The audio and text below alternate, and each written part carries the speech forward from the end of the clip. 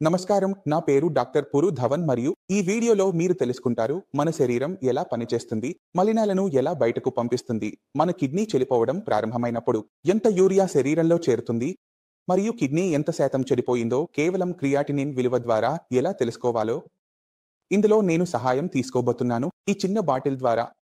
ఈ బాటిల్ అనేది ఖాళీ బాటిల్. దీన్ని మీ శరీరంగా భావించండి. ఇది మీ బాడీ. దీని కింద నేను ఒక రంధ్రం పెట్టాను. ఈ రంధ్రం అర్థం ఏమిటంటే మీరు పైనుండి తాగిన నీరు కింద యూరిన్ మార్గం ద్వారా బయటకు వెళ్తుంది. దీన్ని పూర్తిగా అర్థం చేసుకోవడానికి ప్రయత్నించండి. మీ మనసులో ఏవైనా సందేహాలు ఉంటే మీరు కామెంట్ సెక్షన్లో కామెంట్ చేసి నాకు తెలియజేయండి. తదుపరిసారి దీన్ని కవర్ చేస్తూ ముందుకు వెళ్తాము. మన శరీరంలో ఏమి జరుగుతుందంటే ఒక ఓపెన్ ట్యూబ్ ఉంది, మౌత్ ద్వారా మనం నీటిని తీసుకుంటాము మరియు యూరిన్ మార్గం ద్వారా దాన్ని బయటకు పంపిస్తాము. మనం నీరు తాగినప్పుడు అది పూర్తిగా సాధారణంగా ఉంటుంది. కానీ మనం దాన్ని యూరిన్ రూపంలో బయటకు పంపినప్పుడు శరీరంలో ఉన్న అన్ని మలినాలు, యూరియా అందులో కరిగి బయటకు వెళ్తాయి. కాబట్టి మీకోసం ఒక ప్రెజెంటేషన్ ఇవ్వడానికి మీరు ఈ శరీరాన్ని కింద ఉంచుతారు మరియు ఇప్పుడు మేము దానిని ఎంత తీసుకువస్తాము. కాబట్టి కిడ్నీ కోసం నేను నల్ల ఉప్పును ఉపయోగిస్తున్నాను. అందువల్ల మనం ఏమి చేస్తామంటే కొంచెం నల్ల ఉప్పును ఇందులో మంచి పరిమాణంలో వేస్తాము. సరే, మీ అందరికీ కనిపిస్తుందనుకుంటున్నాను. నల్ల ఉప్పు వచ్చేసింది, ఎందుకంటే నల్ల ఉప్పు నీటిలో కరిగిపోతుంది. అందుకే మనం నల్ల ఉప్పును తీసుకున్నాం. రంగు కొంచెం నల్లగా ఉంటుంది కాబట్టి మీ అందరికీ కెమెరాలో కనిపించవచ్చు. ఇప్పుడు ఈ క్రియాటినిన్ మన శరీరంలో ప్రతిసారి తయారవుతూనే ఉంటుంది. యూరియా కూడా ప్రతిసారి తయారవుతూనే ఉంటుంది. ఇక్కడ మనం వేరుగా కలుపుతున్నాం కానీ అది శరీరంలో ఆటోమేటిక్ గా తయారవుతుంది. ఇప్పుడు ఇది మీ శరీరంలో తయారవుతోంది. ఇప్పుడు ఎవరైనా నీరు తాగినప్పుడు ఏమవుతుంది అంటే నీరు తాగడం వల్ల అది నీటిలో కరిగిపోతుంది. ఇప్పుడు మీరు చూస్తున్నారు కదా, పైనుండి నీరు కిందకు వెళ్తోంది. అయితే ఈ నీటిలో ఇప్పుడు ఈ ఉప్పు కరిగిపోతుంది మరియు అది నీటితో కలిసి బయటకు వస్తుంది. ఈ విధంగా మన శరీరం శుభ్రంగా ఉంటుంది. ఈ ప్రక్రియ నిరంతరం కొనసాగుతూనే ఉంటుంది. ఇది మన శరీరంలో 24 గంటలు 365 రోజులు కొనసాగుతూనే ఉంటుంది. ఇది కొంచెం గరగరగా నడుస్తుంది, ఎందుకంటే సమయ వ్యవధి నిరంతరంగా ఉంటుంది. ఈ కారణంగా మనం ఎప్పుడూ అధిక స్థాయిలకు చేరుకోలేము. చూడండి, మొత్తం పూర్తిగా కరిగిపోయింది మరియు అది వెళ్తోంది. కాబట్టి కొంచెం వేచి ఉంటే మీరు చూస్తారు నీరు దాదాపు బయటకు వచ్చేసింది.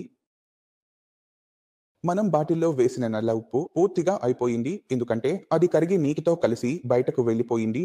ఈ సాధారణ ప్రక్రియ ప్రతి ఒక్కరి శరీరంలో జరుగుతోంది. కానీ అదే ప్రక్రియ ఎంత చెడిపోతే శరీరంలో ఉన్న వ్యర్థాలు, యూరియా పేరుకుపోవడం ప్రారంభమవుతుంది. దాన్ని మళ్ళీ ఒక ఉదాహరణతో అర్థం చేసుకోవడానికి ప్రయత్నిస్తాము. అందుకే ఈ బాటిల్లో మళ్ళీ నల్ల ఉప్పు వేస్తాము. దీనిని మీరు యూరియా అని చెప్పవచ్చు. మరియు మన శరీరంలో ఏర్పడే అన్ని వ్యర్థ పదార్థాలు ఇదే. దీనిని మేము తొలగించాలి. అవును, ఇక్కడ పరిస్థితి కొంచెం మారుతోంది. మన కిడ్నీ చెడిపోయింది. అప్పుడు ఏమవుతుంది మరి మీకు గుర్తుందా? నేను మీకు చూపించాను, పంతిలో చిన్న రంధ్రం చేశామని కదా. ఇప్పుడు ఆ చిన్న రంధ్రం కోసం కొంచెం సమస్యను సృష్టిస్తాము. రక్తపోటు పెరుగుతుంది, షుగర్ పెరుగుతుంది.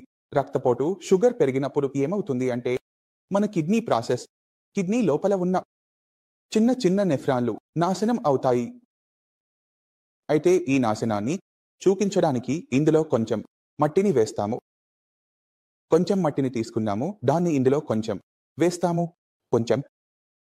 ఇప్పుడు ఈ బాటిల్ రంధ్రంలో ఎంత శాతం బ్లాకేజ్ ఉందో దానిపై ఆధారపడి మన శరీరంలో ఎంత మలినం చేరుతుందో నిర్ణయించబడుతుంది. అయితే మీ శరీరంలో ఎంత మలినం చేరింది దాని ద్వారా మనం ఎలా తెలుసుకుంటామంటే ఎంత శాతం నష్టం జరుగుతుందో అర్థం చేసుకోవడానికి ప్రయత్నిస్తాము. ఎందుకంటే మన శరీరంలో మలినం ఎప్పుడూ తయారవుతూనే ఉంటుంది. అయితే దాని స్థాయి పెరుగుతూనే ఉంది. అయితే నేను చెప్పదలుచుకున్నది ఏమిటంటే ఇక్కడ ఏదో తప్పు జరుగుతోంది కదా. అయితే మనం ఏమి చేస్తున్నామంటే పెరుగుతున్న స్థాయిని బట్టి అంచనా వేస్తున్నాం. మన ఈ రంధ్రం ఎంతవరకు మూసుకుపోయిందో, ఇది మన కిడ్నీ ఎంత నాశనం అయిందో, ఎంత శాతం నాశనం అయిందో మీరు ఇంట్లో గమనించి ఉంటే, మీ ఇంట్లో వాష్ బేసిన్ లేదా సింక్ ఉంటే అందులో కూడా నీరు ఇలాగే చేరడం ప్రారంభమవుతుంది. ఇది మీకు తెలియజేస్తుంది మీ సింక్ లేదా వాష్ బేసిన్లో ఏదో రకమైన చెత్త ఇరుక్కుపోయిందని. అదే మన శరీరంలో జరుగుతోంది. కానీ మనం శరీరంలో లోపల ఎలా చూస్తాం? మెడికల్ టెస్టుల సహాయంతో మరియు కిడ్నీ యూరియా సహాయంతో దీనిని మేము కేఎఫ్టీ అని కూడా అంటాము. కాబట్టి కిట్ స్థాయిలో ఎంత పెరిగింది, దానివల్ల మీ కిడ్నీ ఎంత దెబ్బతిన్నదో మనకు తెలుస్తుంది. అయితే ఎవరి కిడ్నీ ఫెయిల్యూర్ లెవెల్ 1లో ఉంటే వారి మూత్ర ప్రవాహంలో ఎలాంటి సమస్య ఉండదు. కిడ్నీ స్థాయి సాధారణంగా ఉంటుంది. మూత్రంలో ప్రోటీన్ లీక్ అవుతుంది. అప్పుడు మీ శరీరంలో ఎంత కిడ్నీ మరియు యూరియా చేరుతోంది, దానివల్ల కిడ్నీ ఎంత శాతం పనిచేస్తుందో మనకు అర్థం అవుతుంది. కిడ్నీ స్థాయి సాధారణంగా ఉంటే ఎలాంటి లక్షణాలు ఉండవు. కేవలం మూత్రంలో ప్రోటీన్ ఉంటే దాన్ని కిడ్నీ ఫెయిల్యూర్ స్టేజ్ 1 అని అంటారు. ఇక్కడ జిఎఫ్ఆర్ విలువ 90+ ఉంటుంది. సరే, 9+ ఏదైనా 100 పైన ఎలాంటి తేడా ఉండదు. జిఎఫ్ఆర్ సాధారణంగా ఉంటుంది, కానీ మీ ప్రోటీన్ లీక్ అవుతుంది. ఆ తర్వాత మనం స్టేజ్ 2కి వెళ్తాం. స్టేజ్ 2లో ఏమి జరుగుతుందంటే విటమిన్ పెరుగుతుందనగా జిఎఫ్ఆర్పి అనే ఒక విలువ ఉంటుంది. సాధారణంగా మన కిడ్నీ ఫంక్షన్ టెస్ట్ కేఎఫ్డి నివేదికలో కూడా పేర్కొనబడుతుంది. దాని ఆధారంగా కిడ్నీ ఫిల్టర్ యొక్క ఏ దశలో ఉన్నాడో నిర్ణయించబడుతుంది. కాబట్టి మనం స్టేజ్ 2కి వెళ్తే మన జిఎఫ్ఆర్ తగ్గిపోతుంది. అది మన పని అవుతుంది. ఎంత వస్తుంది? అది 190 మరియు సిటీ మధ్య వస్తుంది. ఇప్పుడు సిటీని చూసి మనం చెప్పగలం, అవును, కిడ్నీతో ఏదో తప్పు జరుగుతోంది కదా. ఇప్పుడు ఇదే విధంగా మన కిడ్నీ దశ మరింత చెడిపోతే మనం స్టేజ్ 3కి వెళ్తే అది 30 నుండి 60 మధ్యలోకి వెళ్తుంది. దాంతో మనకు కిడ్నీతో ఏదో తప్పు జరుగుతోందని తెలుస్తుంది. ఇదే విధంగా స్టేజ్ 4లో అది 15 నుండి 30 మధ్యలోకి వస్తుంది మరియు అది 15 కంటే తక్కువకు వెళ్తే ఆ పరిస్థితిని స్టేజ్ 5 లేదా ఈసార్డి అని అంటారు. అక్కడ ఏదైనా రోగికి డయాలిసిస్ సిఫారసు చేయబడుతుంది. ఇప్పుడు మీ కిడ్నీ అంతగా దెబ్బతిన్నది, మీ శరీరం సజీవంగా ఉండలేకపోతుంది.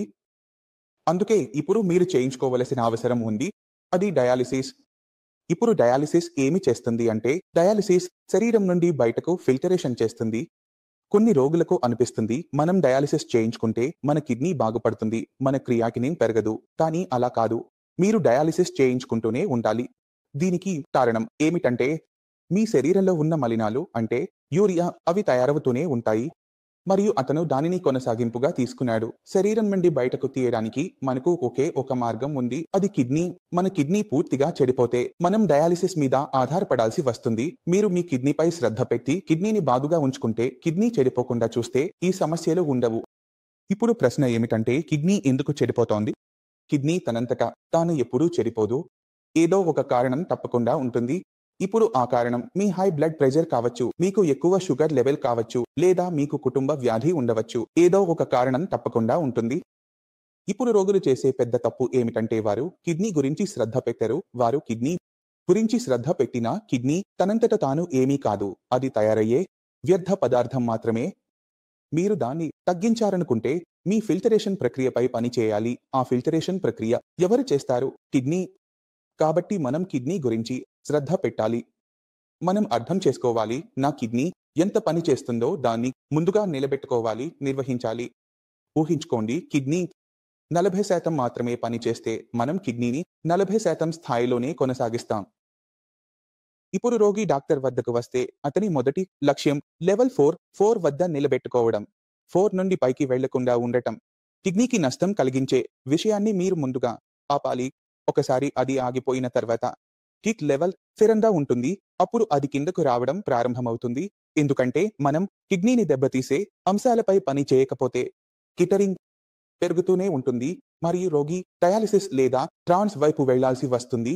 కాబట్టి చాలా అవసరం మన ఫిల్టరేషన్ ప్రక్రియపై పని చేయడం, మన కిడ్నీపై పని చేయడం. మీరు దానిపై పని చేస్తే, పీపీని నియంత్రణలో ఉంచితే మీరు కోరుకున్న ఫలితాలు మీకు లభిస్తాయి. నేను కోరుకుంటున్నాను కొన్ని రోగుల రిపోర్టులు మరియు వారి పరీక్షా మోడల్స్ ఇవి మన వద్దకు వస్తాయి. మీరు చూడండి మరియు అర్థం చేసుకోండి. ఈ ఛానెల్లో చాలా ఉన్నాయి. కొన్ని రిపోర్టుల్లో ఇక్కడ వదిలి వెళ్తున్నాను, కానీ అర్థం చేసుకుంటే నేను మీకు చెప్పే విషయం ఎంత ప్రాక్టికల్ గా ఉందో మీకు అర్థం కావడం ప్రారంభమవుతుంది. ఇది తోడుగా మీ అందరితో సాగడానికి అనుమతి కోరుకుంటున్నాను. తదుపరి వీడియోలో కలుద్దాం. అప్పటి వరకు నమస్కారం.